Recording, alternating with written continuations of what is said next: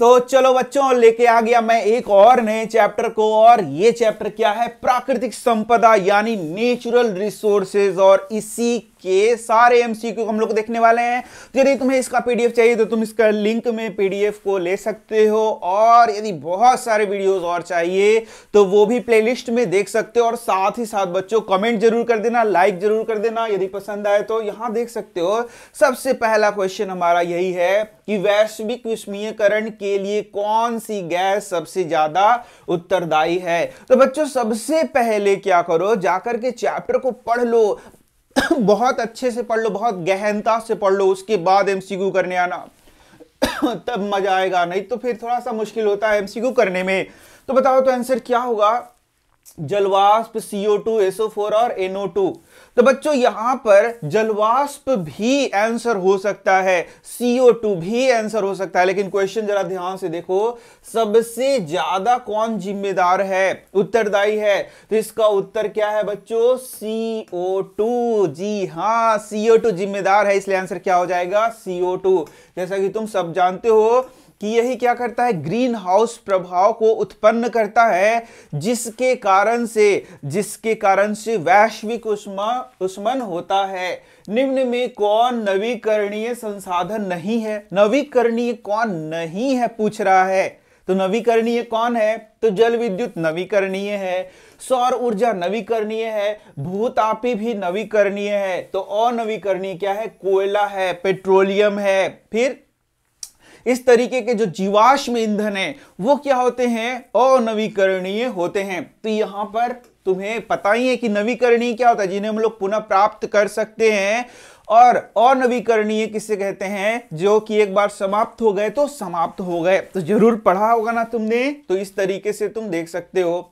भूमि प्रदूषण का क्या अर्थ है? अरे भाई, कोई भी प्रदूषण यदि कुछ पूछा जाए कि इस प्रदूषण का क्या अर्थ है, इस प्रदूषण का क्या अर्थ है, तो यहां देखना, भूमि में जल डालना। अरे भूमि में यदि जल डालोगे तो भूमि प्रदूषित हो जाएगा क्या?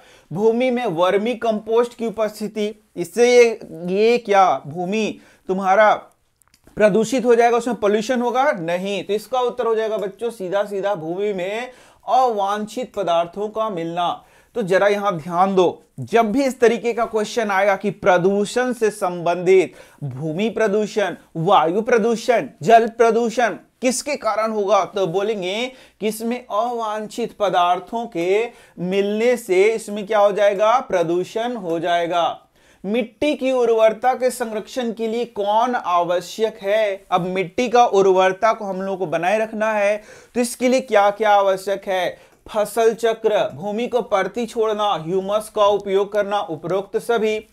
तो यार ये तो एकदम सिंपल है, क्लास 8 में भी पढ़ा है, 9 में भी पढ़ा है, हर जगह पढ़ा है कि यदि भूमि को हम लोगों को उर्वरता को बनाए रखना है तो फसल चक्र का उपयोग करते हैं। एक फसल के बाद दूसरे फसल को उपयोग लगाया जाता है, उसी को बोलते हैं फसल चक्र। भूमि को परती छोड़ दिया जाता है ताकि उसमें उर्वरता बन जाए। ह्यूमस का उपयोग करते हैं, मतलब खाद वगैरह डालते हैं। तो इस तरीके से ये जो तुम्हारा है उपरोक्त सभी, इसका क्या हो जाएगा? आंसर हो जाएगा। अब चलो नेक्स्ट क्वेश्चन देखते हैं। प्राकृतिक पदार्थ जिनका उपयोग मनुष्य अपने जीवन यापन एवं विकास के लिए करता है, ये मतलब इस चैप्टर के नाम से रिलेटेड क्वेश्चन है। जरा देखो क्या हो सकता है। रासायनिक पदार्थ, वस्तु, प्राकृतिक संपदा, उपयोगी पदार्थ। बताओ बताओ क्या होगा? जी हाँ, ये होगा तुम्हारा प्राकृतिक संपदा। क्या हो जाएगा? प्राकृतिक संपदा। ओजोन गैस पाई जाती है। तो जो ओजोन गैस है वायुमंडल के किस परत में पाई जाती है? क्षोभ मंडल, आयन मंडल, समताप मंडल, वाह्य मंडल। यहां पर कौन सा मंडल में ये पाया जाएगा? जी जी जी, बताओ बताओ। अभी भी ये क्वेश्चन है, तो इसका उत्तर है बच्चों समताप मंडल में ये पाया जाता है। ओजोन जो गैस है उसको हम लोग बोलते हैं O3। ये कहां पाया जाता है?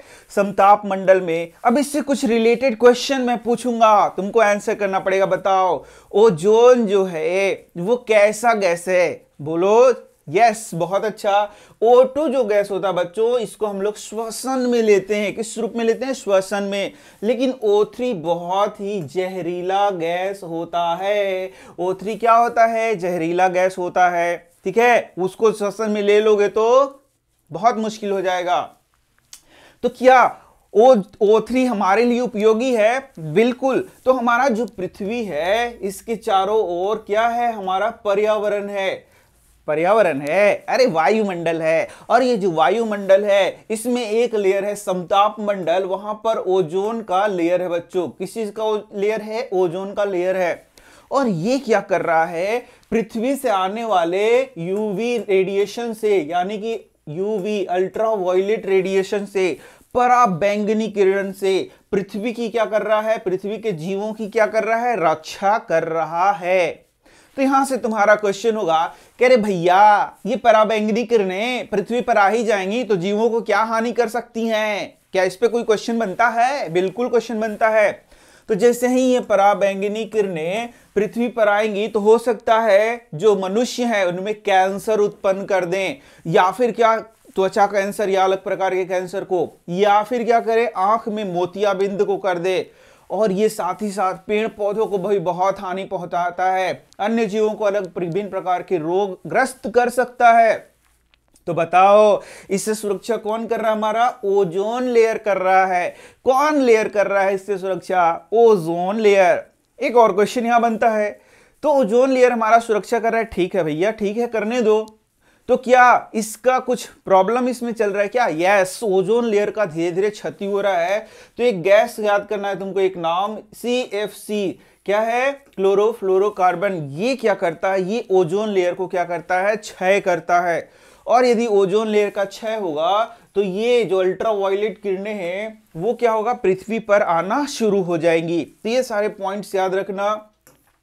वायुमंडल में कार्बन डाइऑक्साइड के बढ़ने का संबंध है। अब वायुमंडल में यदि कार्बन डाइऑक्साइड बढ़ जाए तो क्या होगा, देखना क्या होगा, समुद्र तल का ऊपर उठ जाना, ओजोन परत को अपक्षय होना, अम्ल वर्षा होना, चक्रवात होना। क्या होगा यदि वायुमंडल में CO2 बढ़ जाए?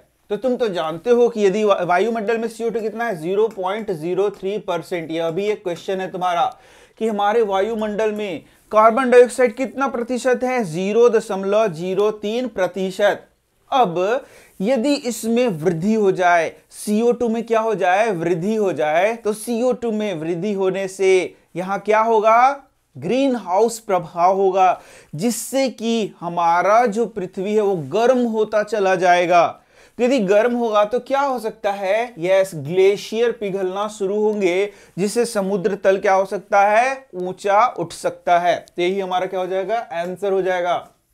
अब चलो, पृथ्वी को ऊपरी उपजाऊ सतह, जो कि पृथ्वी का ऊपर का जो उपजाऊ सतह है उसे हम लोग क्या कहते हैं, तो जीवाश्म प्राकृतिक गैस खनिज, यस, मृदा कहते हैं, जिस पर हम लोग क्या करते हैं, खेती करते हैं, जिसमें पेड़ पौधे उगते हैं, वही क्या है, हमारा मृदा है।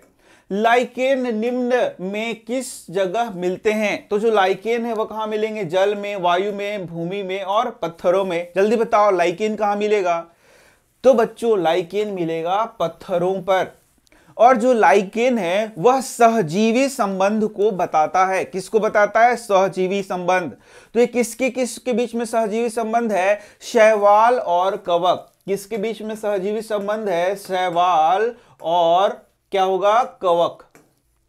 इस तरीके से ये दोनों साथ साथ मिलेंगे और क्या बनाएंगे, लाइकेन का निर्माण करेंगे। तो ये भी एक क्वेश्चन है तुम्हारे लिए, 9th के लिए बहुत इंपॉर्टेंट क्वेश्चन है। लाइकेन में क्या होगा, शैवाल और कवक होगा। स्मॉग क्या होता है, तो कोहरा, धुआं, स्मॉग और कोहरा और धुआं, कोहरा और धुआं का विषैला मिश्रण। तो इसका उत्तर एकदम सीधा सा है बच्चों, क्या है उत्तर, डी। उन दोनों का मिश्रण उसे क्या बोलेंगे, स्मॉग। तो चलो अपने एक और क्वेश्चन को देखते हैं। वायुमंडल में CO2 कैसे स्थिर रहता है? CO2 को कैसे स्थिर रखा जाता है? प्रकाश संश्लेषण से, सूर्य की विकिरणों से, ग्रीन हाउस प्रभाव से, दहन की क्रिया से। तो इसका उत्तर है प्रकाश संश्लेषण से। प्रकाश संश्लेषण में जो CO2 है उसको क्या किया जा रहा है, उपयोग में लाया जा रहा है। और जब CO2 को उपयोग में लाया जाएगा तो उसी से CO2 क्या रहेगा, तुम्हारा स्थिर रहेगा वायुमंडल में। अच्छा, वायुमंडल में ऑक्सीजन कैसे मिल रहा है, तो प्रकाश संश्लेषण के द्वारा ही मिल रहा है। शुक्र और मंगल के वायुमंडल का मुख्य घटक क्या है, नाइट्रोजन, ऑक्सीजन, कार्बन डाइऑक्साइड और तुम्हारा जलवाष्प। जल्दी बताओ, शुक्र और मंगल ग्रह में कौन सा है, तो ये है तुम्हारा कार्बन डाइऑक्साइड। निम्न में कौन हरित गृह गैस नहीं है? देखो कौन सा हरित गृह गैस नहीं, तो हरित गृह गैस यानी ग्रीन हाउस गैस में मुख्य गैस क्या है तुम्हारा? CO2। ये तो तुम्हें पता है। इसके साथ और भी गैसें हैं जिनको हम लोग क्या बोलेंगे? हरित गृह गैस बोलेंगे, जिसमें सबसे पहला क्या हो गया? मेथेन CH4, फिर फ्लोरिनेटेड गैस हो गया और N2O। ये सब हैं। जो पहला क्वेश्चन हम लोगों ने देखा था उसमें सबसे प्रमुख कौन है, तो हम लोगों ने CO2 लिखा था। लेकिन ये सब क्या है? ये सब है तुम्हारा हरित गृह गैस। ये सब क्या है? हरित गृह गैस हैं। तो यहां से क्वेश्चन बोलता है कौन नहीं है, तो इसका उत्तर है इनमें से कोई नहीं। यानी ये तो सब के सब क्या है? हरित गृह गैस ही है, जो कि हरित गृह प्रभाव को उत्पन्न करेंगे। इसके बाद देख सकते हो स्थल और जलाशयों पर सामान्य रूप से वायु के गर्म होने का कारण, तो स्थल है और जल है उसमें असमान रूप से वायु के गर्म होने का क्या कारण होता है? उससे क्या आएगा? तो देखो पवन बनते हैं, वर्षा होती है, तूफान आता है, और इनमें से कोई नहीं। तो ये पढ़ा है तुमने, पवन भी तुमको पढ़ाया गया है, तो इसका उत्तर क्या हो जाएगा बच्चों? पवन होगा। तुमने पढ़ा है ना कि पवन कैसे चलते हैं? जब कोई एक जगह पर हवा क्या होगा? गर्म होगा, ऊपर उठेगा, वहां से हटेगा तो ठंडी हवा उसको भरने आएगी। इस तरीके से वहां क्या होगा? पवन का निर्माण होगा। जल चक्र, कार्बन चक्र, ऑक्सीजन चक्र आदि क्या हैं? जो जल चक्र होता है, कार्बन चक्र होता है, ऑक्सीजन चक्र होता है, इससे क्या कहते हैं? तो इसको उत्तर है जैव रासायनिक चक्र कहते हैं। क्या बोलते हैं बच्चों? जैव रासायनिक चक्र कहते हैं। ठीक है। अब ह्यूमस क्या है? ह्यूमस क्या है? तो जो पेड़ पौधे हैं या अन्य जीव जो सड़ गल जाते हैं, तो जो कार्बनिक अवशेष होता है वही क्या होता है? ह्यूमस होता है। तो यहाँ देखते हैं एक कार्बनिक पदार्थ है, मृदा को सरंध्र बनाता है, जल आदि के भूमि के अंदर जाने से में सहायक होता है। उपरोक्त सभी सही है। तो भाई ये सभी सही हैं। यहाँ देख सकते हो ये कार्बनिक पदार्थ भी है, यह मृदा को सरंध्र भी बनाता है, जल आदि को भूमि के अंदर जाने में सहायता भी करता है। यानी कि इसमें सब आंसर क्या है तुम्हारा? बिल्कुल सही है। देखा तुमने। अब चलो आगे बढ़ते हैं। पराबैंगनी किरणों तथा O2 के टकराव से क्या बनता है? यहां देखना, तो क्या बनता है? यस बच्चा लोग, ये O3 बनता है। देखना O2 और प्लस O, इसी में ऊर्जा मिलेगा। पराबैंगनी किरणों से क्या बन जाता है? O3 का निर्माण होता है, यानी ओजोन का निर्माण होता है। तो ओजोन के निर्माण में कौन मदद कर रहा है? पराबैंगनी किरणें। तो ओजोन कैसे बन रहा है? डाइऑक्सीजन और ऑक्सीजन का एक मॉलिक्यूल इससे मिलकर बन रहा है। तो ये क्या बनता है तुम्हारा? ओजोन का निर्माण करता है। तो कैसे बन रहा है? कैसे? यहां पर देखना, ये जो ऊर्जा है वो O2 को क्या करेगा? O2 को क्या करेगा? ब्रेक करेगा और O निकालेगा, और यही O क्या करेगा? O2 से मिलेगा और क्या बन जाएगा तुम्हारा? ओजोन का निर्माण होगा। यानी ये जो ऊर्जा है वो कहां से आ रहा है? पराबैंगनी किरणों से आ रहा है। ठीक है। अब देखो CFC किसको प्रभावित कर रहा है? तो CFC O3 को प्रभावित करता है। किसको प्रभावित करता है? ओजोन को प्रभावित करता है। ठीक है, अभी तो पढ़ाया। क्लोरोफ्लोरोकार्बन किसको प्रभावित करता है? ओजोन को। कुल उपलब्ध जल का कितना प्रतिशत खारा है? अरे भैया, तो ये 97% क्या है? खारा जल है। याद रखना 100% जब पृथ्वी हम लोग बोल रहे हैं तो उसमें 70% क्या है? वाटर है। इस 70% में 97% क्या है? खारा है। और उसके बाद का जो चीज है, डाटा है, उसको तुमको याद रखना है। चलो आगे देखते हैं। वैश्विक उष्मीकरण, ग्लोबल वार्मिंग का कारण क्या है? अरे भैया CO2 का क्या है? बढ़ना है। CO2 का क्या है? बढ़ना है।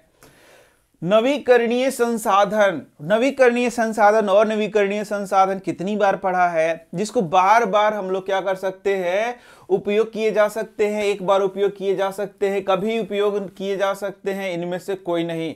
तो भाई नवीकरणीय है, जिसको बार बार उपयोग करते रहो। थोड़ा सा इसमें और अच्छा संशोधन होना चाहिए था क्वेश्चन में, और लेकिन वो समाप्त नहीं होते हैं। निम्न में से कौन ग्रीन हाउस गैस है? अरे भाई CO2 है, इसमें कोई टेंशन है। ओजोन परत कहाँ है? तो वायुमंडल के समताप मंडल में है, ये भी जानते हो। ओजोन परत के ह्रास अपक्षय का मुख्य कारण क्या है? तो बताओ क्या है? CFC है। क्या है बच्चों? CFC। अब गलती से इसमें CO2 मत मार देना। देख लो क्वेश्चन में CO2 CFC दोनों है, तो झट से अकबक अकबक करके CO2 मार दिया, आंसर गलत हो गया। ऐसी गलती नहीं करनी चाहिए। ओजोन परत में छेद होने का कौन सी बीमारी हो सकती है? तो कौन सी बीमारी हो सकती है? स्किन कैंसर हो सकता है बच्चा लोग। क्या हो सकता है? स्किन कैंसर हो सकता है। निम्न में कौन नाइट्रोजन का स्थिरीकरण करता है? तो नाइट्रोजन का स्थिरीकरण यानी कि जो नेचर में जो नाइट्रोजन है उसको डायरेक्ट रूप से पेड़ पौधे नहीं ले सकते हैं, तो उसका स्थिरीकरण करना पड़ता है, उसको नाइट्रेट में परिवर्तित करना होता है, जिसको राइजोबियम नामक बैक्टीरिया क्या कर सकता है? उसको स्थिरीकरण कर सकता है, जिससे कि प्लांट उसको क्या करेंगे? लेंगे। जल प्रदूषण का क्या अर्थ है? ओफो, यही चीज है जो कि बार बार बताया जा रहा है। सारा चीज इसमें खैर है, देख लो और भी चीजें बताई जा रही हैं। जल में कीटनाशक का उपयोग होगा, मतलब उसमें चला जाएगा तो क्या हो जाएगा? प्रदूषित हो जाएगा। घुला हुआ ऑक्सीजन कमी हो जाएगा तो जल प्रदूषित हो जाएगा। जल के तापक्रम में वृद्धि हो जाएगी तो जल क्या हो जाएगा? प्रदूषित हो जाएगा। हाँ भाई, कहीं कहीं जलाशयों में गर्म पानी छोड़ दिया जाता है, जिससे कि उसका तापक्रम क्या हो जाता है? बढ़ जाता है। इससे भी क्या हो जाता है? प्रदूषण होता है। वायु में नाइट्रोजन की प्रतिशत मात्रा क्या है? तो ये क्या है तुम्हारा? 78% है। नाइट्रोजन कितना है? 78% है। ऑक्सीजन कितना है? 21% है। और CO2 कितना है? 0.03% है। ये तीन याद करके चलना है, सब याद करने का जरूरी नहीं है।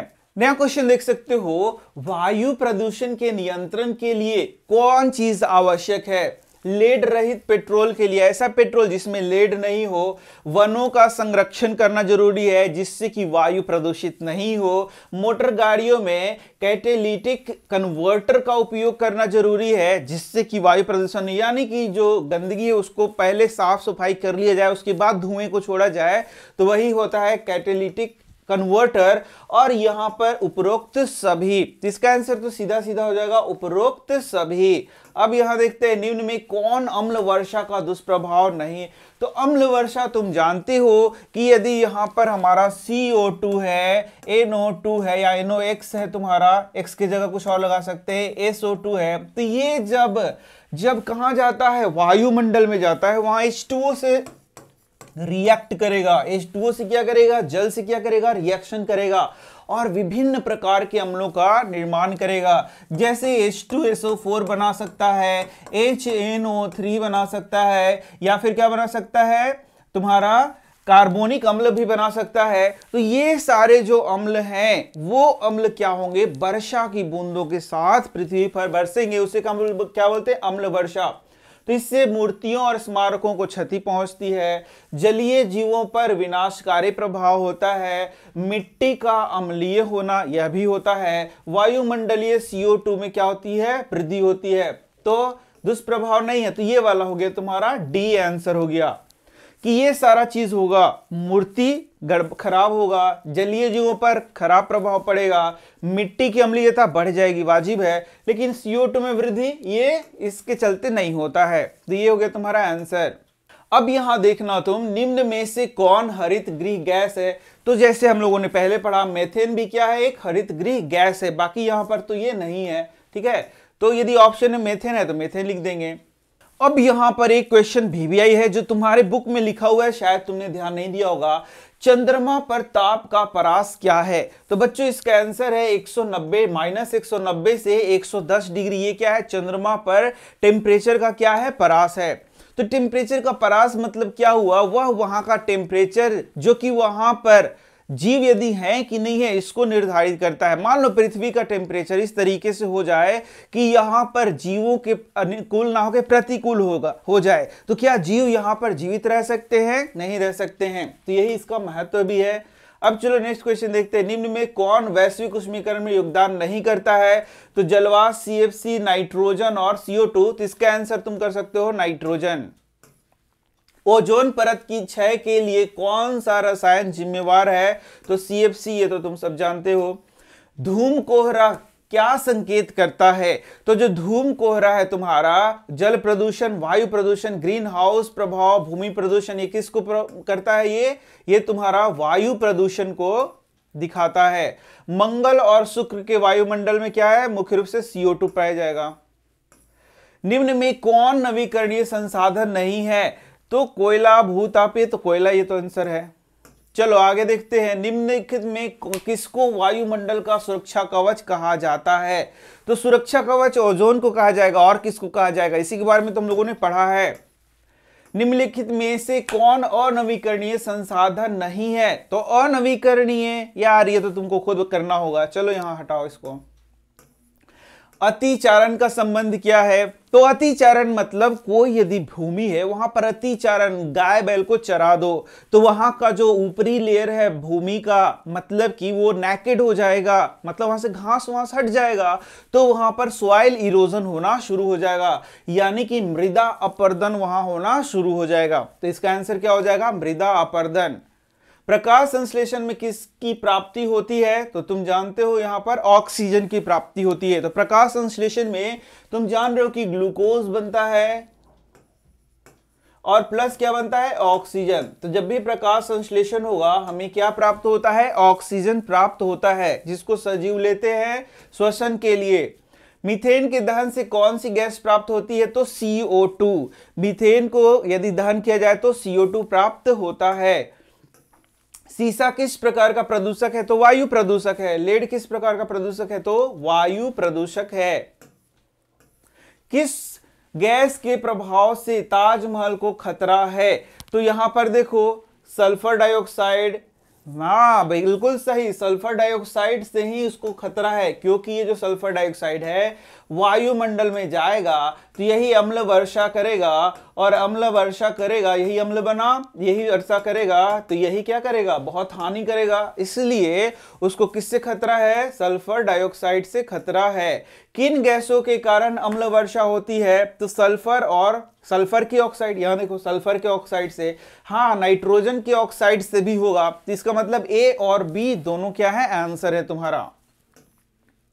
मृदा अपरदन का संबंध है अतिचारण से, ये तो हाँ रे वाह, नहीं अतिचारण भी है, पेड़ की कटाई से भी। पेड़ का जो जड़ होता है मृदा को पकड़े रहता है, साथ ही साथ अधिक वर्षा होगी तो पेड़ पानी से तुम्हारा मृदा को बहा कर ले जाएगी। तो इसका आंसर क्या होगा? इनमें से सभी। ठीक है, यहां देखना, ओजोन छिद्र से क्या होता है? तो भाई क्या होगा? यहाँ पराबैंगनी किरणें पृथ्वी पर आना शुरू हो जाएंगी, सब तो पता है ना, अभी तो बताया है।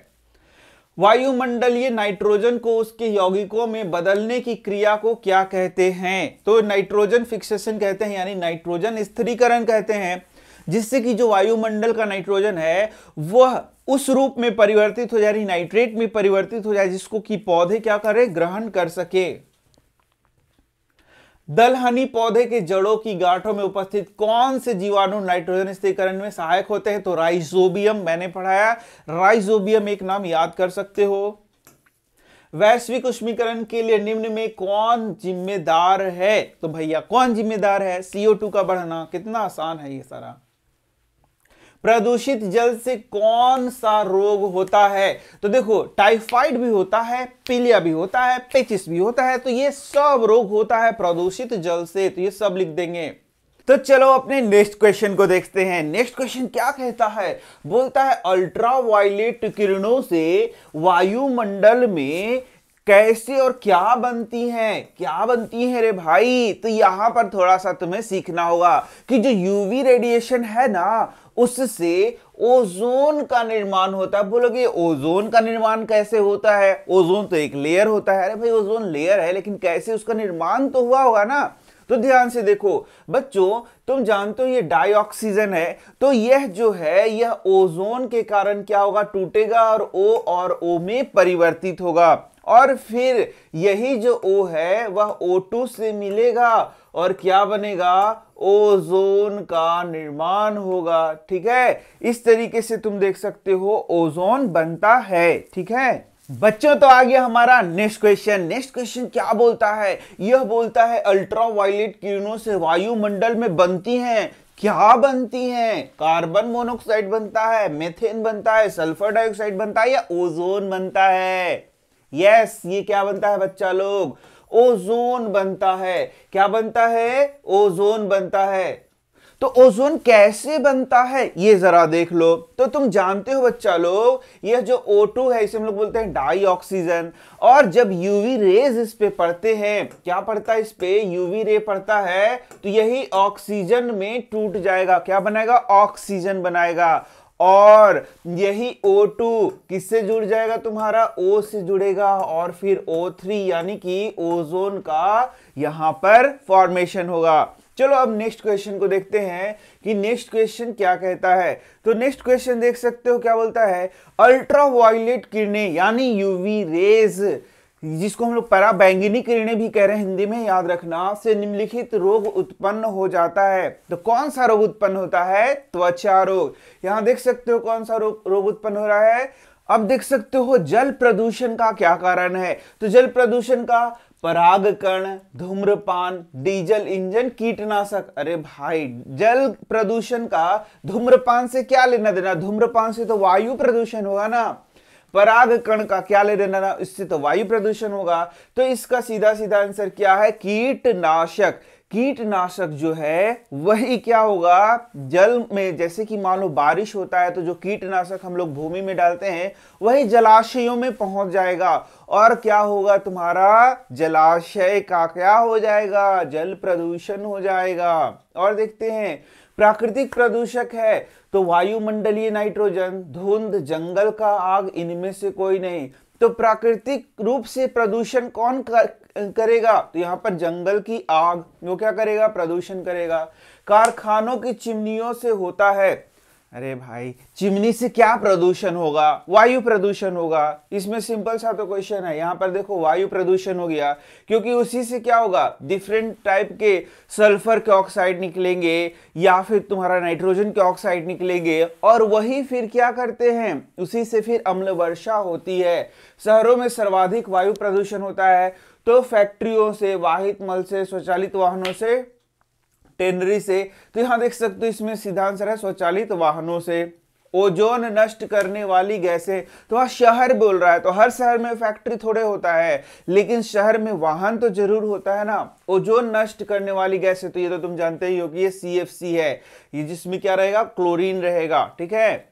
अब नया क्वेश्चन देख सकते हो कि ताजमहल को भाई किससे खतरा है। तो सीधा से इसका आंसर क्या है, SO2 से खतरा हो सकता है, क्योंकि इसी से अम्ल वर्षा होगा और इसको क्या होगा, खतरा होगा। तो यहां नेक्स्ट क्वेश्चन देख सकते हो, वायु में ऑक्सीजन के दो निम्न रूप हैं, किन रूपों में वायु में ऑक्सीजन पाया जाएगा। तो दो रूप यहां देख सकते हो, एक हो गया ओजोन और दूसरा क्या हो गया, ऑक्सीजन।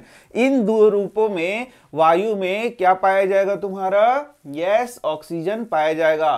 तो नया क्वेश्चन देख सकते हो, पृथ्वी का वायुमंडल जिन विकिरणों के कारण गर्म होता है वह मुख्यतः है। तो बच्चों हम लोग यहां पर इस क्वेश्चन को गलत कर सकते हैं, यहां ध्यान से देखना ऑप्शन क्या बोल रहा है, सूर्य से आने वाले विकिरण। तो हम जानते हैं कि हमारा जो पृथ्वी है मुख्य रूप से गर्म किससे हो रहा है, सूर्य से आने वाले विकिरण से। अरे भाई, सूर्य से ही तो ऊर्जा हमें मिल रहा है, जिससे कि पृथ्वी क्या हो रहा है, गर्म हो रहा है। और तुम यहां सट से इसको आंसर मार दिए, लेकिन ये गलत हो जाएगा। अब बोलोगे ये कैसे गलत होगा, क्योंकि तुमने आगे का ऑप्शन पढ़ा ही नहीं। आगे देखो, पृथ्वी से वापस होने वाला विकिरण, जल से वापस होने वाला विकिरण, पृथ्वी तथा जल से वापस होने वाला विकिरण। बच्चा लोग यहां पर ये ऑप्शन बहुत सारे हैं, और इन ऑप्शन में जो सही ऑप्शन होगा वो ऑप्शन होगा डी, क्योंकि यहां पर हम लोगों ने क्या देखा है कि जो CO2 है वह सूर्य के विकिरण को तो आने देता है, लेकिन जो पृथ्वी यहां पर ये रेडिएट कर रहा है, ये जो विकिरण को, उसको बाहर नहीं जाने देता, जिस कारण से हमारा पृथ्वी क्या होता है, गर्म होता है। तो ये आंसर तुम्हारा सही होगा, पृथ्वी तथा जल से वापस होने वाला विकिरण वहीं पर रह जा रहा है, इसके कारण हमारा पृथ्वी क्या हो रहा है, गर्म हो रहा है। और यही तो ग्रीन हाउस प्रभाव भी है कि CO2 क्या कर रहा है, ये जो विकिरण है उसको रोक ले रहा है, ठीक है। इसे ही क्या कहते हैं, ग्रीन हाउस प्रभाव भी कहते हैं। आगे देख सकते हो, पृथ्वी, हाँ ठीक है, निम्न में से किससे कोई वातावरणीय प्रदूषण नहीं होगा। तो CO H2 और CO2। तो बेसिकली यहां पर हम लोग H2 लिखेंगे आंसर, क्योंकि H2 हाइड्रोजन से कोई यहां पर प्रदूषण नहीं हो रहा है। तो चलो अपने एक और नए प्रश्न को देखते हैं। तो यहां देख सकते हो पारितंत्र के तत्वों के चक्रण को क्या कहते हैं। हमारे पारितंत्र में तुम जानते हो दो प्रकार के घटक है, एक होता है अजैव घटक और दूसरा क्या होता है, जैव घटक। तो अजैव घटक क्या क्या है बच्चों, यदि तुमसे क्वेश्चन पूछे कि बताइए कि अजैव घटक क्या है, तो हवा क्या है अजैव घटक, जल क्या है अजैव घटक, मिट्टी क्या है अजैव घटक, सूर्य का प्रकाश क्या है अजैव घटक। तो ये सारे हैं अजैव घटक। और जैव घटक क्या, जो जीव जंतु हैं वे हैं जैव घटक। तो अजैव जगत और जैव जगत, इनके बीच में, जगत नहीं बोलेंगे घटक ही बोलेंगे, तो अजैव घटक और जैव घटक के बीच में जो पदार्थों का चक्रण हो रहा है उसे क्या कहते हैं, रासायनिक चक्र, भूगर्भ चक्र, जैव रासायनिक चक्र या भू रासायनिक चक्र। इसका उत्तर क्या है, जैव रासायनिक चक्र। जी हाँ, इसी में तुमको क्या पढ़ना रहता है, जैसे नाइट्रोजन चक्र पढ़ना है, ऑक्सीजन चक्र पढ़ना है, कार्बन चक्र पढ़ना है। यदि जैव मंडल से समस्त CO2 को निकाल दिया जाए भैया, CO2 गायब हो जाएगा, तो सबसे पहले किस पर प्रभाव पड़ेगा। तो यहां पर तुम जानते हो कि जो प्रकाश संश्लेषण का प्रक्रिया होता है उसमें सूर्य का प्रकाश सबसे इंपॉर्टेंट होता है। तो जितने भी उत्पादक होते हैं पेड़ पौधे जो कि प्रकाश संश्लेषण की क्रिया द्वारा भोजन का निर्माण करते हैं, उत्पादन करते हैं, उन पर ही तो सबसे बड़ा इफेक्ट आएगा। तो सबसे पहला क्या हो गया तुम्हारा, यहां पर देख सकते हो प्राथमिक उत्पादक। तो प्राथमिक लिखने का जरूरी नहीं है, ये सीधा सीधा हो गया उत्पादक। क्या हो गया बच्चों, उत्पादक। ठीक है, अब यहां देखो वायु में कार्बन डाइऑक्साइड की मात्रा बता तो दिया था 0.03% है अभी। इसके बाद देखो पौधे नाइट्रोजन का उपयोग करते हैं। अब ध्यान से देखना, देखो नाइट्रोजन साइकिल मैंने पढ़ाया था ना, अभी तुरंत बताया था कि नाइट्रोजन साइकिल जैव रासायनिक चक्र में नाइट्रोजन चक्र पढ़ना होता है। उसी में तुमको पढ़ना है कि नाइट्रोजन पौधे किस रूप में उपयोग करते हैं।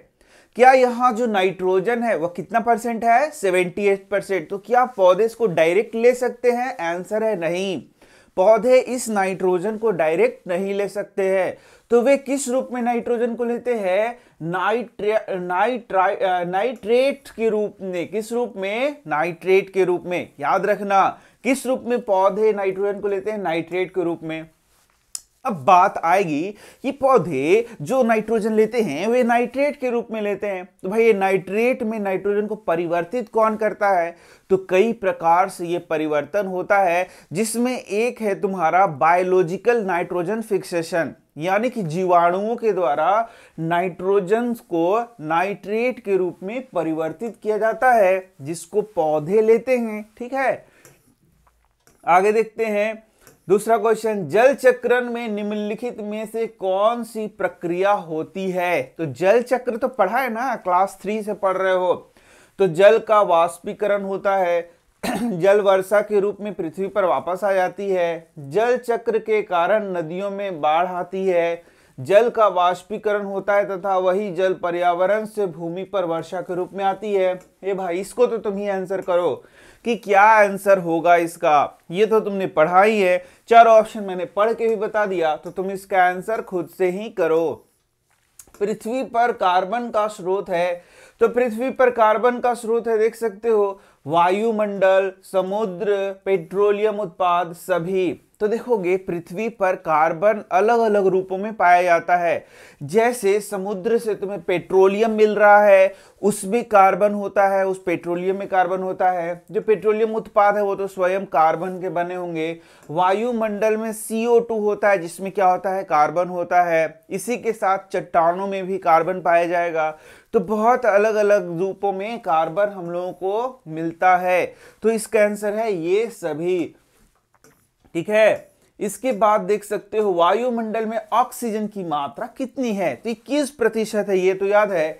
तो यहाँ ओहो नाना 21% तो नहीं लिखा हुआ है, लेकिन अगल बगल लगभग पास पड़ोस का भी कभी एग्जाम में ऐसा आ जाए कि यहाँ पर 20.95% लिखा हुआ है, तो लगभग ये 21 ही हो गया। तो 21 मान लो कभी गलती से नहीं लिखा है तो ये भी हम लोग आंसर कर देंगे, समझ गए। अब देखो पौधे के शरीर में कार्बन पहुंचता है, तो पौधे के शरीर में कार्बन कैसे पहुंचता है? CO2 के रूप में। ये तो तुम जानते हो कि पौधे क्या करते हैं, CO2 का उपयोग करते हैं और भोजन का निर्माण करते हैं। तो CO2 से ही ग्लूकोज का निर्माण होता है, इस कारण से किस रूप में पौधे पहुंचते।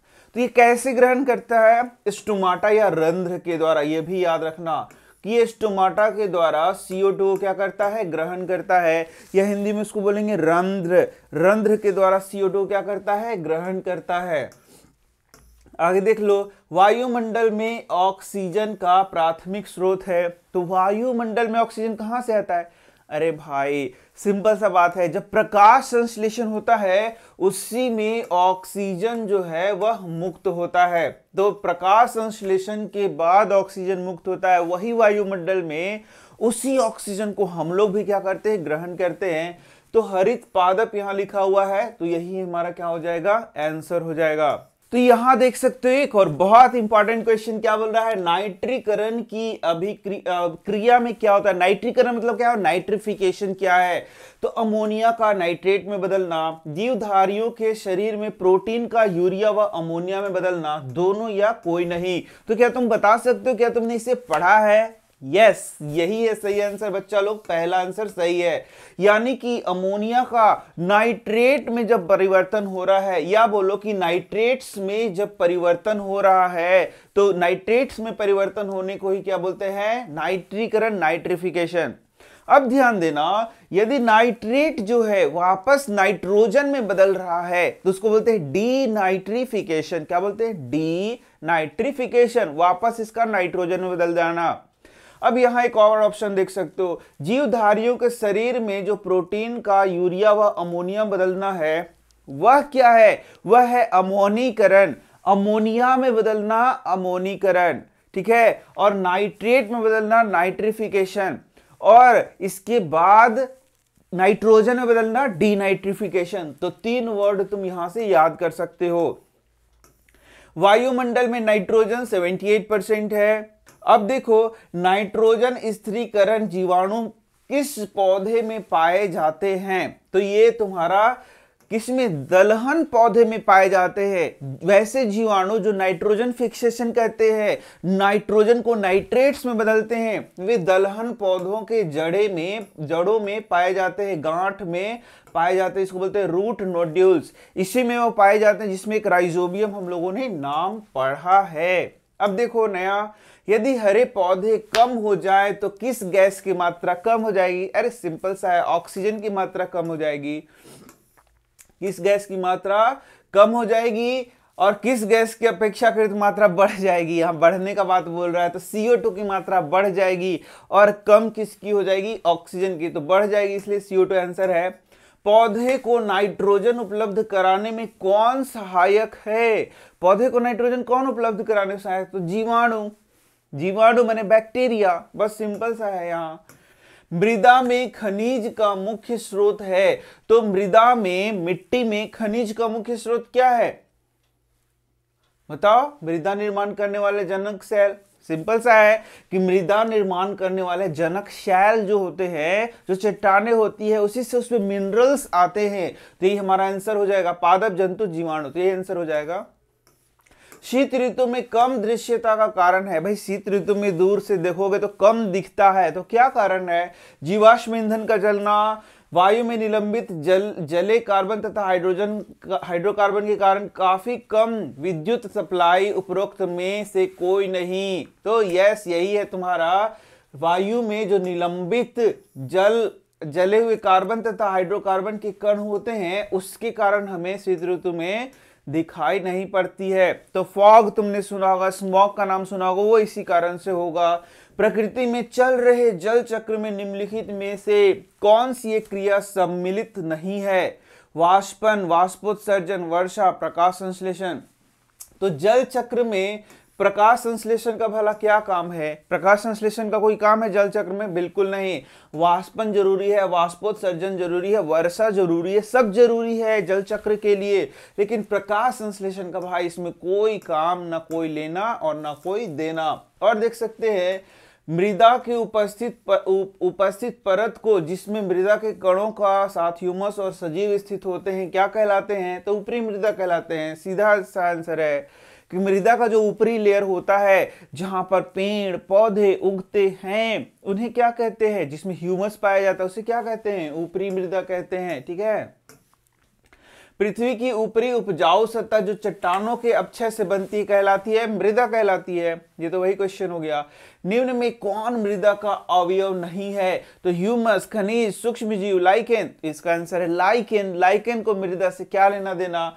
खनिज, लवण मृदा में पाए जाएंगे, पानी, जल पाए जाएंगे, सूक्ष्मजीव पाए जाएंगे, छोटे छोटे कीड़े मकोड़े पाए जाएंगे। कीड़े मकोड़े मतलब हाँ, जैसे कि तुम्हारा अर्थवर्म कहाँ पाया जाएगा? मृदा में पाया जाएगा। ह्यूमस पाया जाएगा, लेकिन लाइकेन को कोई लेना देना नहीं है। मृदा में ह्यूमस के निर्माण में किस जीव का महत्वपूर्ण योगदान है?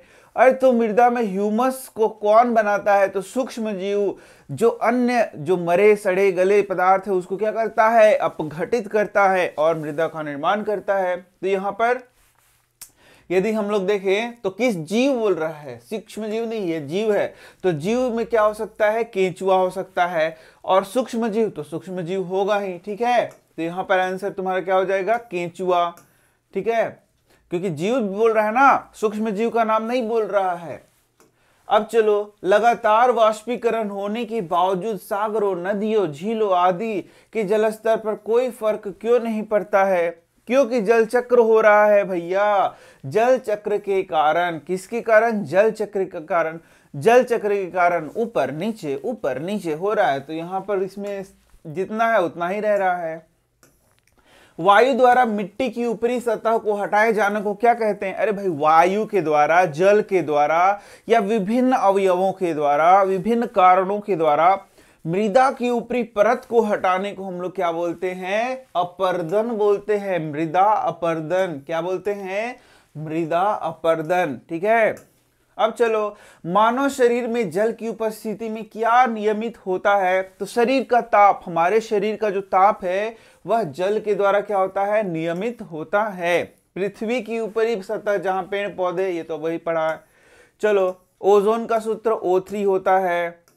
ओजोन परत खास प्रदूषक क्या है? क्लोरोफ्लोरोकार्बन है। मृदा प्रदूषण का मुख्य कारण क्या है?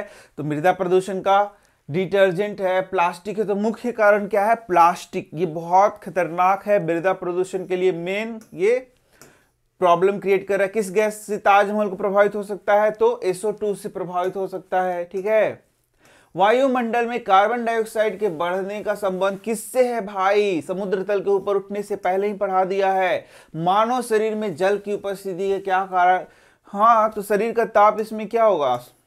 रेगुलेट होगा। पृथ्वी के सतह के नीचे स्थित जल को क्या कहते हैं? भूमिगत जल कहते हैं। तो देखा बच्चों, कितने सारे प्रश्न हम लोगों ने किए इस चैप्टर से। बहुत सारे इंपॉर्टेंट क्वेश्चन किए और लगभग क्वेश्चन हम लोगों ने कर लिए।